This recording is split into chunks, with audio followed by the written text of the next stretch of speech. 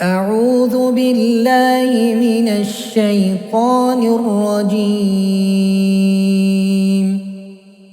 بسم الله الرحمن الرحيم. سأل سائل بعذاب واقع للكافرين ليس له دافع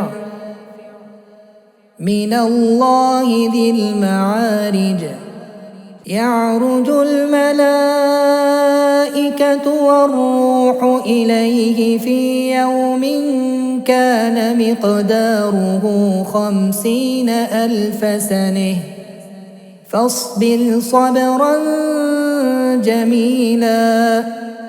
إنهم يرونه بعيدا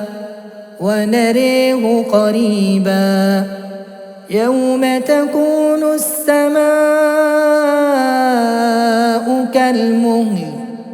وتكون الجبال كالعهن ولا يسأل حميم حميما يبصرونهم يود المجرم لو يفتدي من عذاب يومئذ ببنيه وصاحبته وأخيه وفصيلته التي تؤويه ومن في الأرض جميعا ثم ينجيه كلا إنها لظى نزاعة للشوى تدعو من أدبر وتولى وجمع فأوعى إن الإنسان خلق هلوعا إذا مسه الشر جزوعا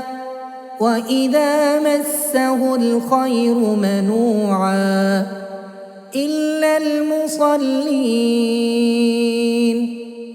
الذين هم على صلاتهم دائمون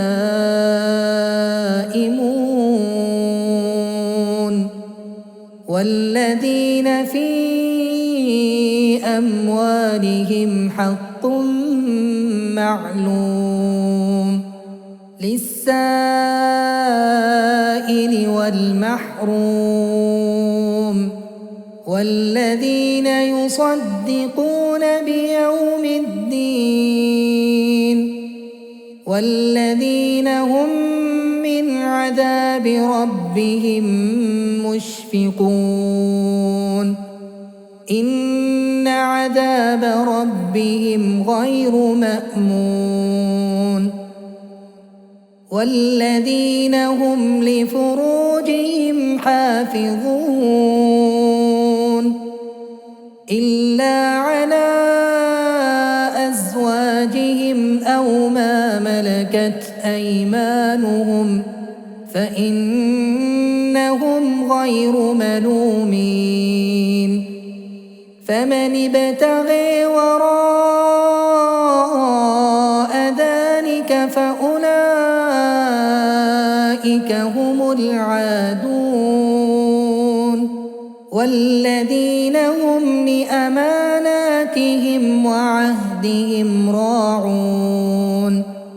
والذين هم بشهادتهم قائمون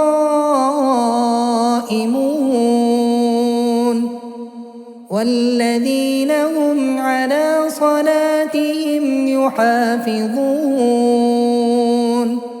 أولئك في جنات مكرمون فما للذين كفروا قبلك مهطعين عن اليمين وعن الشمال عزين أيطمع كل امرئ منهم أن يدخل جنة نعيم كلا إنا خلقناهم مما يعلمون فلا أقسم برب المشارق والمغارب إنا لقادرون على أن نبدل خيرا منهم وما نحن بمسبوقين فذرهم يخوضوا ويلعبوا حتى يلاقوا يومهم الذي يوعدون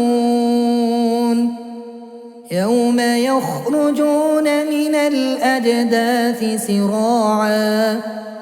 كأنهم إلى نصب يوفضون خاشعة أبصارهم ترهقهم ذلة ذلك اليوم الذي كانوا يوعدون